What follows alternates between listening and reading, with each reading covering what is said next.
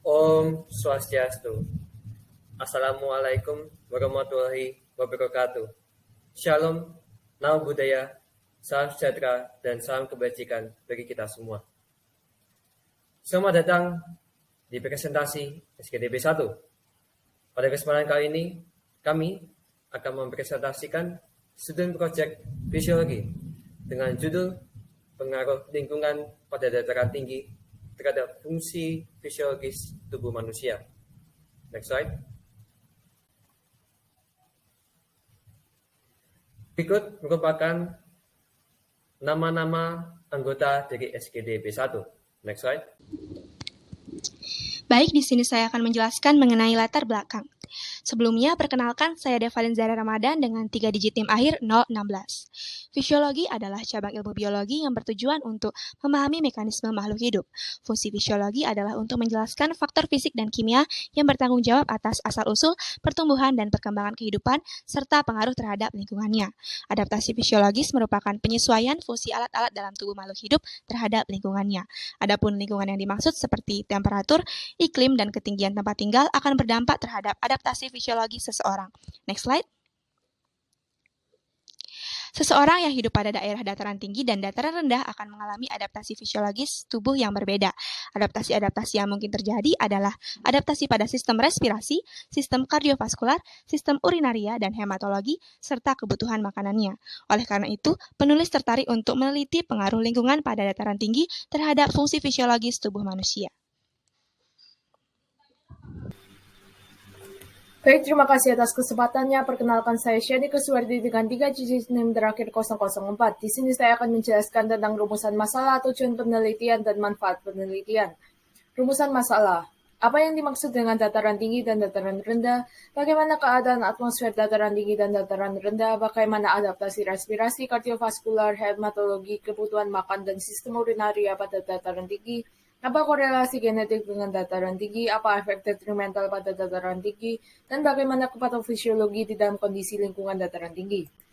Selanjutnya adalah tujuan penulisan. Yang pertama adalah mengetahui definisi dataran tinggi dan dataran rendah, menjelaskan perbedaan keadaan atmosfer dataran tinggi dan dataran rendah, menjelaskan adaptasi respirasi, kardiovaskular, hematologi, kebutuhan makan, dan sistem urinaria pada dataran tinggi, mengetahui hubungan genetik dengan dataran tinggi, mengetahui efek detrimental pada dataran tinggi, dan menjelaskan patofisiologi di dalam kondisi lingkungan dataran tinggi. Baik, sebelumnya perkenalkan saya Yudi Cirananta dengan digit NIM terakhir 021. Di sini saya akan menjelaskan tentang definisi dan keadaan atmosfer high altitude and low altitude. Campuran gas dalam planet dan ditahan oleh gravitasi disebut atmosfer. Kenapa gerakan konstan molekul-molekul udara yang membentuk atmosfer memastikan bahwa bahan-bahannya tercampur secara merata. Konsentrasi oksigen sekitar 21% dari permukaan laut dari ketinggian rendah hingga tinggi. Namun tekanan atmosfer menurun dengan meningkatnya ketinggian, hampir secara eksponensial karena udara memiliki massa dan dapat dikompresi. Lalu, dataran tinggi adalah dataran yang terletak pada ketinggian di atas 700 meter di atas permukaan air laut, seperti pada ketinggian Gunung Everest 5.200 meter. Nah, tekanan atmosfer di sana sekitar 50% dari nilai permukaan laut, sehingga tekanan partial oksigen juga hanya 50% dari nilai permukaan laut. Sedangkan di puncaknya, sekitar 8.848 meter, tekanan atmosfer sekitar 1/3 dari permukaan laut. Selain faktor tersebut, faktor-faktor lingkungan mempengaruhi juga tekanan partial oksigen pada ketinggian tertentu seperti garis lintang dan cuaca. Lalu ada dataran rendah. Dataran rendah dapat didefinisikan sebagai suatu wilayah dengan ketinggian permukaan hingga 200 meter di atas permukaan laut. Nah, wilayah termasuk dataran rendah adalah hamparan luas dan relatif datar dengan suhu yang relatif lebih tinggi. Tekanan udara di dataran rendah lebih tinggi dibandingkan tekanan udara di dataran tinggi. Tekanan atmosfer ini terdiri atas oksigen sebanyak 21%, nitrogen 78%, dan gas-gas lainnya sekitar 1%. Lalu ada tekanan partial uap air sekitar 6,3 kPa pada suhu 37 derajat Celcius. Sekian dari saya, terima kasih.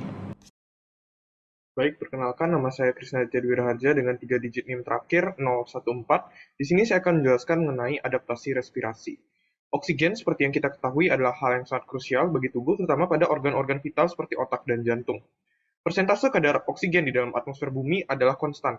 Namun tekanan parsial dari oksigen dapat berubah dengan menurunnya tekanan barometer atau meningkatnya ketinggian suatu daerah. Respon paru-paru terhadap menurunnya tekanan parsial oksigen adalah dengan melakukan hiperventilasi atau napas yang cepat dan dalam. Berdasarkan jurnal yang saya baca, ventilasi meningkat dengan meningkatnya volume tidal, setidaknya pada ketinggian di atas 3.500 meter. Next slide. Selanjutnya adalah mekanisme adaptasi respirasi. Dimulai dari kemoreseptor yang ada di perifer, yaitu badan karotid dan aorta, dan sentral, yaitu ventrolateral medula. Kemoreseptor perifer sensitif terhadap perubahan kadar oksigen, sedangkan kemoreseptor pusat sensitif terhadap perubahan kadar karbon dioksida. Ketika terjadi tiga stimulus, yaitu penurunan kadar oksigen, peningkatan kadar CO2, atau penurunan pH dari darah, kemoreseptor ini akan memberikan impuls melalui nervus afferent, salah satunya nervus vagus, yang kemudian mengirim ke medula oblongata, dan kemudian medula oblongata mengirimkan impuls untuk melakukan hiperventilasi ke pulmo. Sekian dan terima kasih. Next slide. Terima kasih atas waktunya. Perkenalkan, nama saya Rahel Juliana Lemanurung dengan 3 digit NIM terakhir 030. Saat ini saya akan membahas mengenai adaptasi kardiovaskular. Sistem kardiovaskular sendiri berperan dalam transfer oksigen, juga aklimatisasi dan adaptasi terhadap daerah dataran tinggi yang kurang akan oksigen. Oleh karena itu, tubuh manusia ini melakukan adaptasi baik dalam jangka panjang maupun pendek. Yang pertama dalam jangka pendek atau short term adaptation, di sini respon awal dari kardiovaskular pada ketinggian, adanya peningkatan curah dan detak jantung, kemungkinan peningkatan sementara pada tekanan darah, dan belum adanya perubahan pada volume sekuncup. Setelah beberapa hari, perbedaannya ini, curah jantung akan kembali normal dan terjadi pengurangan pada stroke volume. Next slide. Yang kedua adalah adaptasi jangka panjang atau long term adaptation. Di sini detak jantung dan tekanan darah arteri tetap meningkat, tetapi volume curahnya ini berkurang dan curah jantung ini kembali ke baseline setelah paparan hipoksia yang lebih lama. Perlu diketahui juga, selain adanya adaptasi fungsional, terdapat juga adaptasi dari struktur jantung. Contohnya adalah perkembangan hipertrofi ventrikel kanan yang bermanfaat untuk membantu melawan peningkatan yang afterload yang disebabkan oleh hipertensi pulmonal persisten dan mempertahankan curah jantung normal. Sekian dan terima kasih. Next slide. Baiklah, terima kasih atas kesempatan yang telah diberikan kepada saya. Perkenalkan, nama saya Matthew Caverty dengan 3 digit NIM terakhir 003. Pada kesempatan kali ini, saya akan menjelaskan mengenai adaptasi hematologi. Tubuh manusia dilengkapi kemampuan untuk beradaptasi dengan lingkungan dan iklim yang ekstrim. Saat berada di dataran tinggi, tubuh manusia mulai memproduksi sel eritrosit yang lebih banyak. Paparan hipoksia menyebabkan peningkatan cepat konsentrasi eritropoietin yang memicu produksi sel eritrosit lebih banyak. Lebih tepatnya, dia akan memicu homeostasis tubuh melalui proses umpan balik negatif yang melibatkan hipoksia inducible factors untuk menjalankan ekspresi reseptor eritropoietin. Ekspresi tersebut akan merangsang interstitial fibroblast di renal untuk mensekresikan hormon eritropoietin yang ditargetkan menuju medula osseum atau sumsum tulang. Lebih banyak sel eritrosit memberi manusia kemampuan untuk menggantikan penurunan dramatis kadar oksigen dengan menciptakan lebih banyak molekul pembawa oksigen. Akan tetapi, peningkatan sel eritrosit berarti hemoglobin juga akan meningkat. Peningkatan hemoglobin dapat menyebabkan viskositas darah meningkat, sehingga menyebabkan resistensi terhadap peredaran darah. Sekian yang dapat saya sampaikan. Next slide. Baik, terima kasih atas waktunya. Perkenalkan, nama saya Ananda Aulia dengan 3 digit NIM terakhir 015. Di sini saya akan menjelaskan materi mengenai adaptasi nafsu makan di lingkungan dataran tinggi. Kehilangan nafsu makan merupakan satu hal yang sangat sering terjadi ketika sedang berada di ketinggian. Pada ketinggian yang agak rendah, biasanya nafsu makan akan kembali setelah beberapa hari. Keluhan yang paling umum adalah tentang kesamaan rasa makanan yang diawetkan, ditambah dengan indera perasa yang akan terasa lebih tumpul. Penambahan rasa yang kuat akan semakin diapresiasi ketika berada di ketinggian. Pendaki yang sudah berpengalaman akan cenderung memilih untuk makan makanan segar lokal. Penurunan nafsu makan dapat dipicu oleh adanya produksi beberapa hormon seperti leptin, kolesitokinin, dan neuropeptida-Y yang dapat menekan ataupun mempengaruhi nafsu makan.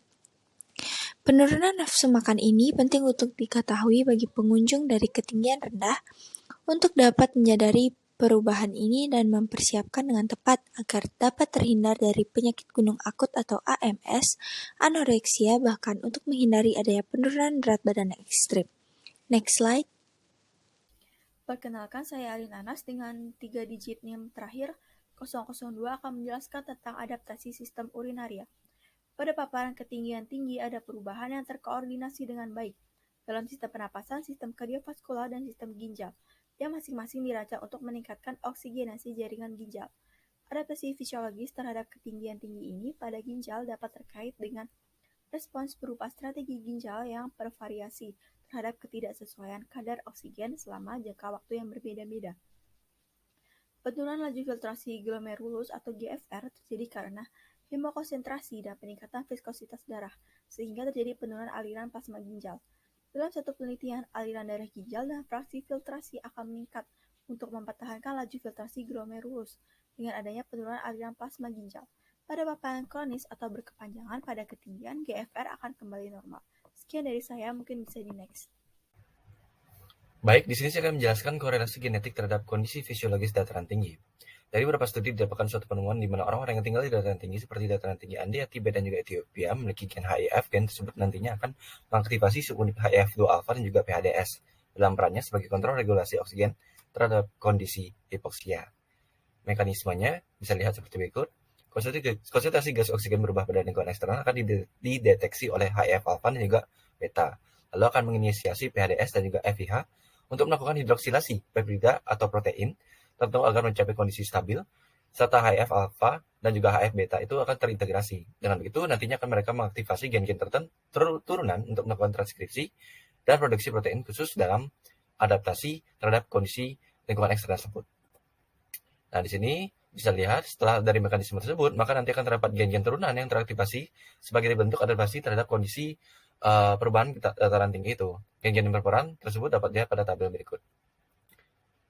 Di dalam membuktikan bahwasanya penduduk dataran tinggi memiliki suatu gen yang tercipta akibat evolusi secara generasi ke generasi, suatu studi menemukan suatu gen yang sama pada penduduk dataran tinggi Tibet, Ethiopia, dan juga India. Gen tersebut adalah EDN1, EDNRA, EGLN1, NOS1, dan VEGFA yang ditandakan dengan warna biru. Selain itu, terdapat pula gen-gen yang lain yang menjadi spesialisasi pada setiap daerahnya yang ditandai dengan warna hitam. Sekian dari presentasi saya.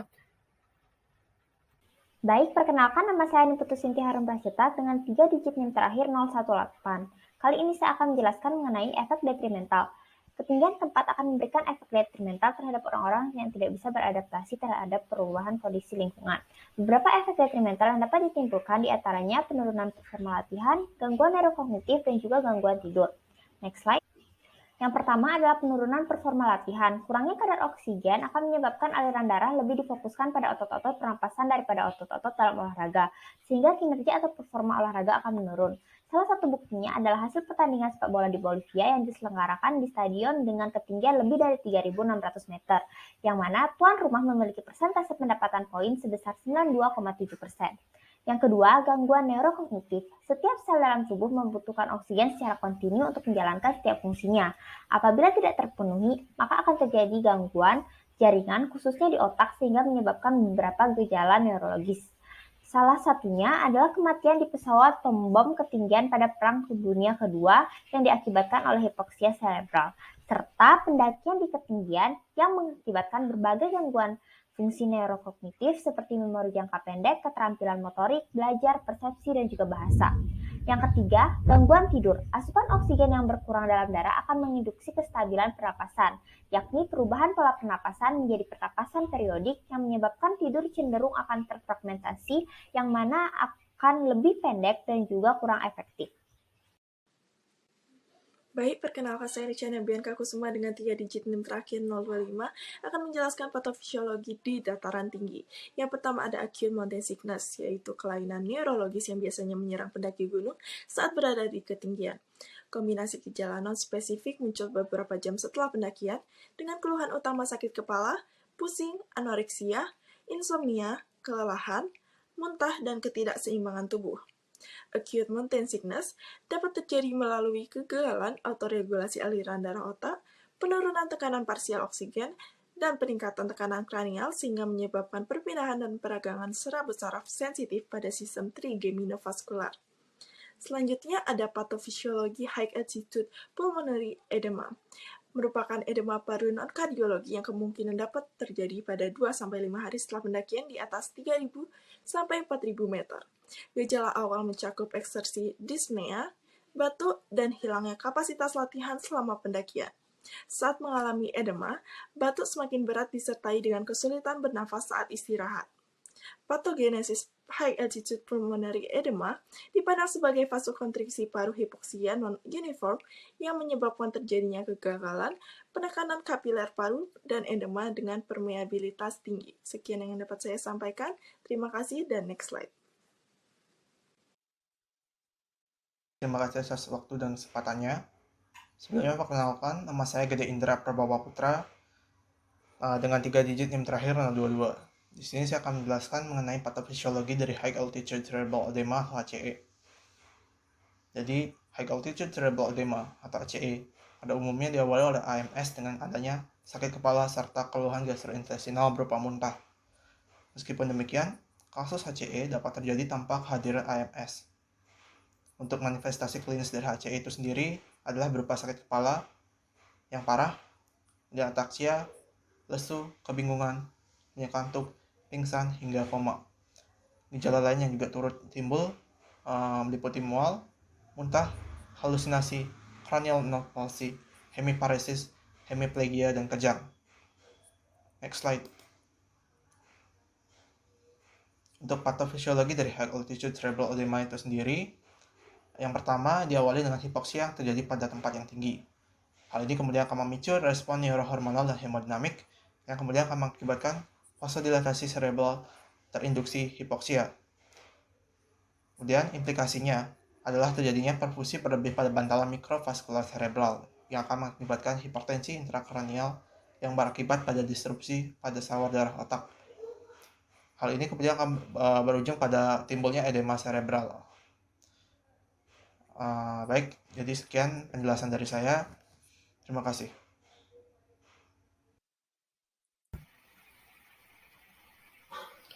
Baik, terima kasih atas kesempatannya. Perkenalkan kembali, saya Rahel Juliana Manurung dengan 3 digit NIM terakhir 030. Saat ini saya akan mewakili teman-teman untuk memaparkan mengenai kesimpulan dari pembahasan presentasi ini. Perbedaan ketinggian menghasilkan perbedaan tekanan parsial dari suatu gas. Hal tersebut dapat menyebabkan suatu perubahan fisiologis pada tubuh manusia, baik dalam sistem respiratori, sistem kardiovaskular, sistem hematologi, nafsu makan, dan sistem urinaria. Adaptasi paru-paru terhadap naik ketinggian dan turunan tekanan parsial dari oksigen adalah dengan meningkatnya hiperventilasi. Respon awal kardiovaskular yaitu terjadi peningkatan dari detak, curah, kemungkinan sedikit peningkatan tekanan darah sementara, dan volume menguncup yang tetap. Sedangkan pada paparan yang lebih lama, detak jantung dan tekanan darah arteri tetap meningkat, tetapi volume curahnya berkurang, dan curah jantung kembali ke baseline. Paparan hipoksia menyebabkan peningkatan cepat konsentrasi eritropoietin yang memicu produksi lebih banyak sel eritrosit. Indra perasa akan lebih tumpul ketika berada di ketinggian, dan makanan rasanya akan lebih hambar. Pada ketinggian 4.500 meter, nafsu makan akan kembali setelah adaptasi beberapa hari. Peningkatan hematokrit terkait hipoksia menyebabkan penurunan volume plasma dan peningkatan viskositas, sehingga terjadi penurunan RPF dan peningkatan FF. Penurunan GFR ini terjadi karena hemokonsentrasi dan peningkatan viskositas. RPF dan FF meningkat untuk mempertahankan GFR. Namun, pada paparan kronis di ketinggian, GFR akan kembali normal. Efek detrimental yang dapat ditimbulkan diantaranya penurunan performa latihan, gangguan neurokognitif, serta gangguan tidur. Gangguan patologis yang dapat ditimbulkan dari paparan udara pada dataran tinggi adalah acute motion sickness, high altitude pulmonary edema, dan high altitude cerebral edema. Pada penduduk yang telah lama tinggal di dataran tinggi, terjadi suatu bentuk adaptasi yang berupa tumbuhnya gen fenotip bernama hypoxia inducible factor. Pertumbuhan gen fenotip ini akan menumbuhkan suatu jalur sistem kompleks yang dapat mendeteksi kadar oksigen yang berkaitan dengan kondisi hipoksia. HIF memiliki dua subunit gen, yaitu HIF-A dan HIF-B, di mana secara lebih khusus yang berperan dalam proses adaptifnya adalah HIF-2A dalam prolyl hydroclase domain protein 2 sebagai kunci regulasi oksigen di dalam kondisi hipoksia. Sekian dari saya, terima kasih. Next slide. Demikian presentasi dari SKDP 1. Kami mohon maaf apabila kami mengatakan sesuatu yang salah. Terima kasih telah menyaksikan, dan saya ingin menutup dengan Parama Santi, Om Santi Santi Santi Om. Assalamualaikum warahmatullahi wabarakatuh. Shalom, namo buddhaya, salam sejahtera, dan salam kebajikan bagi kita semua.